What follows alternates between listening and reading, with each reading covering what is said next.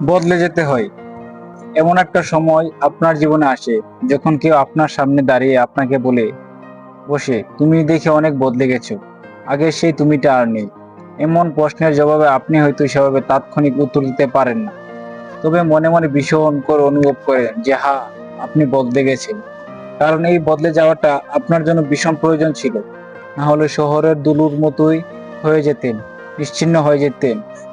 কেউ চোখ বাড়িয়ে হয়তো খুঁজেও দেখতো না। অবহেলা অযত্নে মানুষ শক্ত হয়ে ওঠে। হ্যাঁ, পাথরের মতো শক্ত। শরীর শরীরের মতো মন শক্ত হয়ে গেলে তার কাছে আর কিছু পাওয়ার থাকে না। তার কোনো পিছু টান থাকে না। আর কোনো উপেক্ষা তাকে অপেক্ষায় রাখে না। তাকে আর কোনো অবহেলা প্রাঙ্গণে পারে না। তার দুর্বলতা তখন আর কারোর জন্য দ্বিতীয় সুযোগ হয়ে ওঠে না। জীবনে কিছু কিছু সময় ভীষণ করে বদলে যাওয়া জরুরি। আপনার বদলে যাওয়ার উপস্থিতি যেন মানুষকে ভাবায়। বিশ্বাস করুন, কিছু বদলে যাওয়ার মানুষের কল্যাণ নিহিত।